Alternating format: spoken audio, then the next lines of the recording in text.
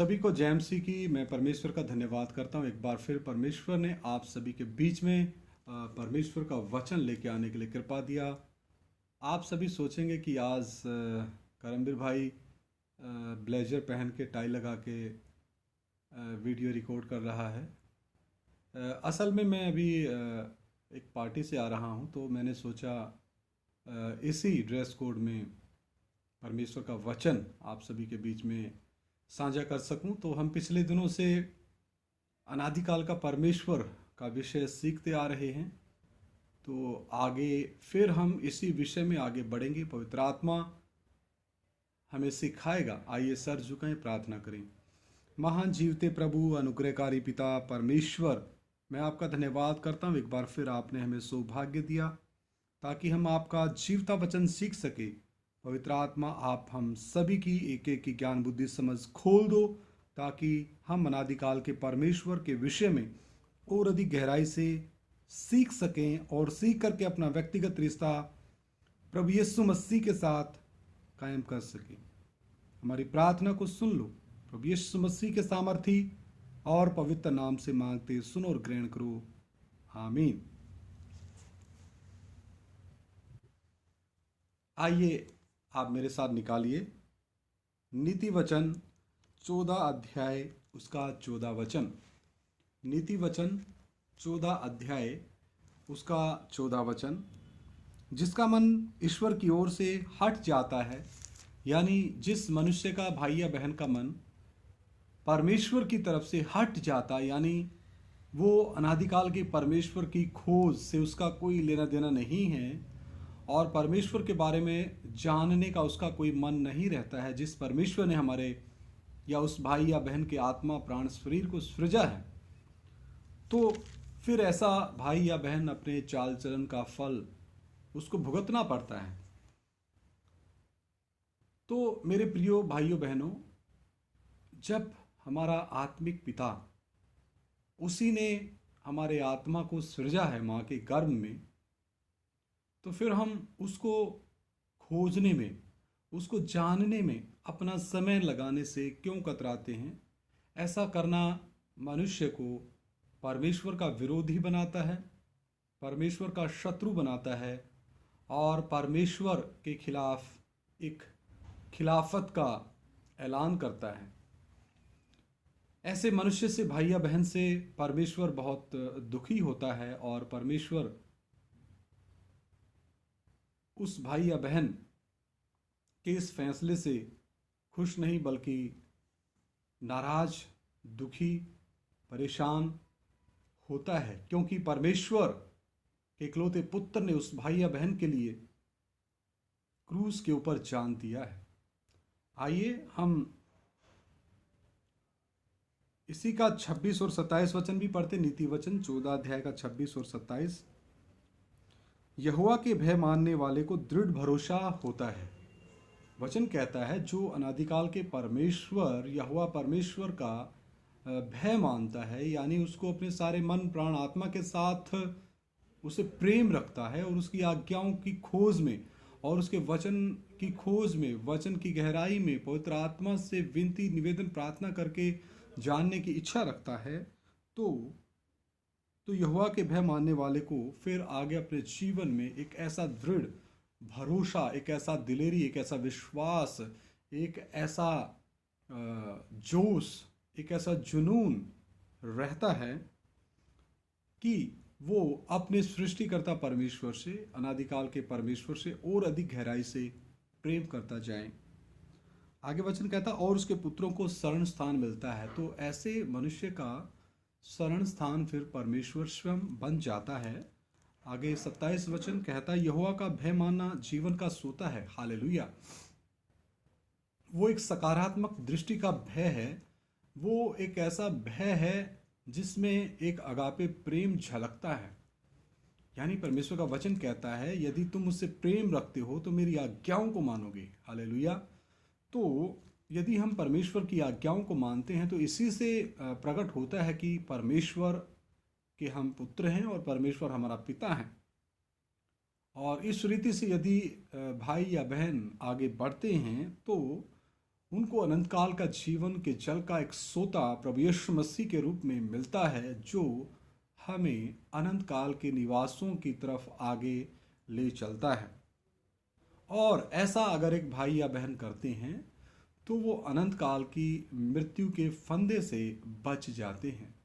तो फिर क्यों ना हम सब मिलकर के अपने आत्मिक पिता, हमारे आत्माओं के कर्ता प्रभु यीशु मसीह के चरणों में आकर के उसको अपना प्रभु, मुक्तिदाता और उद्धारकर्ता करके ग्रहण करें। और इस रीति से हम अपने आदम के द्वारा आए पापों श्रापों से निजात पाते हैं और हमें एक अनंत जीवन प्रभु उद्धार के तौर पे, दान के तौर पे ये फ्री ऑफ कॉस्ट मुफ्त में देता है, क्योंकि विश्वास ही के द्वारा, अनुग्रह ही से हमारा उद्धार हुआ है। और उद्धार परमेश्वर का दान है, और उद्धार परमेश्वर की तरफ से सारी मानव जाति के लिए एक ऐसा अवसर है जो कोई भी इस अवसर को ले सकता है। आइए अगला वचन देखते हैं। नीति वचन 15 अध्याय 3 वचन। यहोवा की आंखें सब स्थानों में लगी रहती है, यानी अनादिकाल के परमेश्वर की आंखें पूरी पृथ्वी के सभी स्थानों में, सभी देशों में, सभी द्वीपों में, सभी टापुओं में, और चाहे वो कोई भी देश हो, किसी भी धर्म, संप्रदाय, जाति, बिरादरी, भाषा से संबंध रखने वाला देश, सभी स्थानों में अनादिकाल के परमेश्वर की आंखें लगी रहती हैं और वह भले बुरे भले दोनों को देखती रहती हैं। मेरे प्रिय भाइयों बहनों, अभी उसी अनादिकाल के परमेश्वर की आंखें मुझे भी देख रही हैं कि मैं आप लोगों के बीच में अभी रात्रि के समय, जो अभी रात के 11:03 हो चुके हैं, तो मेरे अंदर एक प्रेरणा आई पार्टी से आने के पश्चात कि मैं परमेश्वर का वचन आप सभी के बीच में बांट सकूं। तो ऐसा करने से मुझे खुशी मिलती है, और ऐसा करने से मेरे परमेश्वर का जो हुक्म है, महान आज्ञा है कि जाओ सारी पृथ्वी पर सारे धर्म, जाति, बिरादरियों के लोगों को चेला बनाओ, उन्हें सुसमाचार सुनाओ, उन्हें पिता, पुत्र, पवित्र आत्मा के नाम में बपतिस्मा दो, जो मती रचित सुसमाचार 28 अध्याय 18 से 20 में मेरे परमेश्वर प्रभु यीशु मसीह ने महान आज्ञा दी, जब प्रभु यीशु मसीह मुर्दों में से जिंदा हो गए। तो मुझे खुशी है कि मैं ये सुसमाचार, ये परमेश्वर का एक अनंत काल का जो हमारा जीवन है, क्योंकि परमेश्वर का जो वचन है ये जीवित है, और परमेश्वर का वचन दो-धारी तलवार से भी चोखा है। और ये परमेश्वर का वचन जब लोगों के हृदयों में काम करता है तो पवित्र आत्मा उनको, मनुष्य जाति को, उनके पापों के बारे में कायल करता है, और फिर वो अपने विवेक के द्वारा जो वचन उन्होंने सुना है, विवेक उनसे बातें करता है कि सचमुच जो ये वचन बताया जा रहा है ये एकमात्र जीवित परमेश्वर का वचन है, जो तीसरे स्वर्ग में विराजमान है, क्योंकि एक ही परमेश्वर है। एकमात्र सच्चा परमेश्वर का वचन भी जीवित है, क्योंकि परमेश्वर भी स्वयं जीवित है। हालेलुया। तो मेरे प्रिय भाइयों बहनों, वचन कहता है कि परमेश्वर की आंखें पूरी पृथ्वी पर लगी रहती हैं। परमेश्वर धर्मियों को भी देखता है, जिन्होंने प्रभु यीशु मसीह को अपना प्रभु और मुक्तिदाता करके ग्रहण किया है, और प्रभु यीशु मसीह के कारण हम सब धर्मी ठहराए गए हैं। धार्मिकता का वस्त्र प्रभु यीशु मसीह ने हमें दिया है। तो मेरे प्रिय भाइयों बहनों, जिन्होंने अभी तक प्रभु यीशु मसीह को अपना प्रभु और मुक्तिदाता करके कबूल नहीं किया गया है, वो भी अपने जीवनों पर ध्यान दें, क्योंकि ये हमारा जीवन थोड़ी ही देर का है। भजन संहिता लिखने वाला परमेश्वर का दास कहता है, आइए भजन संहिता में हम देखते हैं 90 अध्याय में, भजन संहिता 90 अध्याय 90 अध्याय, भजन संहिता 90 अध्याय 10 वचन। हमारी आयु के वर्ष 70 तो होते हैं, कितने? 70, और चाहे बल के कारण 80 वर्ष भी हो जाएं। बल के कारण मतलब उस भाई या बहन के पास अच्छा खाना है, पहनना है, पीना है, सोना है, सारी उसके पास सुविधाएं हैं। वो अगर ऐसा करता है तो चाहे बल के कारण 80 वर्ष भी हो जाएं तो भी उनका घमंड केवल कष्ट और शौक ही शौक है, वह जल्दी कट जाती है और हम जाते रहते हैं। इसी का 12 वचन मैं पढ़ता हूँ। हमको हे परमेश्वर अपने दिन गिनने की समझ दे कि हम बुद्धिमान हो जाएं। हालेलुया। तो हमने परमेश्वर से, अनादिकाल के परमेश्वर से समझ मांगनी है और वो ईश्वरीय बुद्धि मांगनी है, ताकि हमारे इस पृथ्वी पर के बचे हुए कितने दिन रह गए हैं पवित्र आत्मा हमें बताएं, और हम परमेश्वर के भय में, डर और भय में, वो जो भय है वो एक ऐसा भय है जिसमें पवित्रता, धार्मिकता और एक आदर झलकता है। और परमेश्वर ने हम पापियों के लिए क्रूस पे जान दे दी। ऐसा प्रेम जो परमेश्वर ने अपने इकलौते पुत्र को हमारे स्थान पर बलिदान करने के लिए भेज दिया, और परमेश्वर का इकलौता पुत्र हमारे जगह पर बलिदान हुआ और तीसरे दिन मुर्दों में से जी उठा और हमें जल्द लेने आ रहा है। तो इन बातों को जब हम सोचते हैं, मैं सोचता हूँ और हमें सोचना चाहिए, तो फिर एक परमेश्वर का एक सकारात्मक भय और परमेश्वर के प्रति एक आदर और प्रेम की भावना हमारे अंदर उत्पन्न होती है। हालेलुया। और यही तो परमेश्वर चाहता है। वचन में लिखा, परमेश्वर की आंखें धर्मी और अधर्मियों को दोनों को देखती रहती हैं। हम इसका 15 का 14 वचन भी पढ़ते हैं। समझने वाले का मन ज्ञान की खोज में रहता है, परंतु मूर्ख लोग मूर्खता से पेट भरते हैं। तो मेरे प्रिय भाइयों बहनों, यदि भाई या बहन कोई भी किसी भी धर्म, जाति, बिरादरी का एकमात्र सच्चे परमेश्वर, अनादिकाल की परमेश्वर की खोज में समझ परमेश्वर से मांगता है, तो पवित्र आत्मा उसको समझ देता है, बुद्धि देता है, ज्ञान देता है, ताकि वो परमेश्वर के बारे में जान सके। यहाँ लिखा है कि समझने वाले का मन ज्ञान की खोज में रहता है। तो वो कैसा ज्ञान है? वो स्वर्गीय ज्ञान है, वो परमेश्वर की तरफ से आने वाला ज्ञान है। इस पृथ्वी पर का वो ज्ञान नहीं है। UPSC, United public service commission वाला ज्ञान नहीं है, नासा वाला ज्ञान नहीं है, इसरो वाला ज्ञान नहीं है, एसएससी वाला ज्ञान नहीं है, कॉम्पिटिटिव ज्ञान नहीं है, दुनिया की ऐतिहासिक किताबों का ज्ञान नहीं है, शास्त्रों का ज्ञान नहीं है, बल्कि वो परमेश्वर का ज्ञान है। हालेलुया। आइए एक वचन और पढ़ के हम प्रार्थना करेंगे। इसी का पढ़ते हैं नीति वचन 15 अध्याय का 24 वचन। बुद्धिमान के लिए जीवन का मार्ग ऊपर की ओर जाता है, इस प्रीति से वह अधोलोक में पड़ने से बच जाता है। तो मेरे प्रिय भाइयों बहनों, जो भी भाई या बहन अनादिकाल के परमेश्वर की खोज में रहता है, पवित्र आत्मा से और अधिक परमेश्वर के बारे में जानने की इच्छा रखता है और ईश्वरीय बुद्धि और समझ को मांगता है, और उस बुद्धि और समझ का इस्तेमाल करते हुए ऐसा भाई या बहन परमेश्वर के वचन प्रार्थना संगति में दिन रात इसमें अपने ध्यान को दिए रहता है। क्योंकि यहोशू 1:8 जो कहता है, वो भी मैं आपके लिए पढ़ देता हूँ। यहोशुआ पहला अध्याय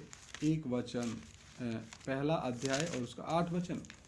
यहोशुआ पहला अध्याय 8 वचन। व्यवस्था की यह पुस्तक तेरे चित्त से कभी ना उतरने पाए, इसी में दिन रात ध्यान दिए रहना, इसलिए कि जो कुछ उसमें लिखा है, यानी कि परमेश्वर के वचन में लिखा है, उसके अनुसार करने की तू चौकसी करे, क्योंकि ऐसा ही करने से तेरे सब काम सफल होंगे और तू प्रभावशाली होगा। हालेलुया। तो मेरे प्रिय भाइयों बहनों, परमेश्वर का वचन कितना स्पष्ट है, और यदि एक भाई या बहन इन्हीं वचनों में लगा रहता है, तो ऐसे मनुष्य के लिए जो जीवन का मार्ग है, एक बार फिर मैं पढ़ता हूँ, बुद्धिमान के लिए जीवन का मार्ग ऊपर की ओर जाता है, क्योंकि परमेश्वर ने माँ के गर्भ में आत्मा को तीसरे स्वर्ग से ही भेजा है और माँ के गर्भ में उसको रचा है। तो यदि हम बुद्धिमानी के साथ अपने प्रभु यीशु मसीह को अपना प्रभु और मुक्तिदाता कबूल करके ग्रहण करते हुए, डरते और कांपते हुए अपने मुक्ति के काम को आगे बढ़ाते हैं और एक सकारात्मक परमेश्वर के भय में आगे चलते हैं, पवित्र आत्मा के चलाए चलते हैं, तो यह बिल्कुल निश्चित तौर पर आप मान लीजिए कि आप अपने असली घर की तरफ वापसी कर रहे हैं। दिन प्रतिदिन आप परमेश्वर के निकट जा रहे हैं। तो मेरे प्रिय भाइयों बहनों, आइए सर झुकाएं और प्रार्थना करें। महान जीवते परमेश्वर, अनुग्रहकारी प्रभु, मैं आपका धन्यवाद देता हूँ। पिता, आपका जो वचन सीखने के लिए आपने हमें कृपा दिया, और गहराई से पवित्र आत्मा आप अपने भेदों को हमारे ऊपर प्रकट कीजिए, ताकि हम त्रिवचन को सीख करके और नम्रता, दीनता के साथ परमेश्वर के डर और भय में आगे बढ़ सकें और प्रभु नाश होने वाले लोगों को आपके नज़दीक ला सकें। सारा आदर महिमा जलाल तेरे नाम को मिले प्रभु। जो भी भाई बहन बच्चे बुजुर्ग नौजवान माता पिता इस वीडियो को सुने तो पवित्र आत्मा एक एक से बात करें और एक एक की बुद्धि प्रभु यीशु मसीह के नाम में खुल जाए। हमारी प्रार्थना को सुने और ग्रहण करें। प्रभु यीशु मसीह के सामर्थी और पवित्र नाम से हम मांग लेते हैं, सुनो और ग्रहण करो, आमीन।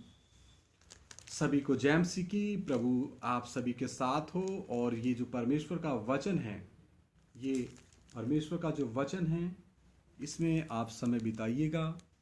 परमेश्वर आप सभी के साथ हो।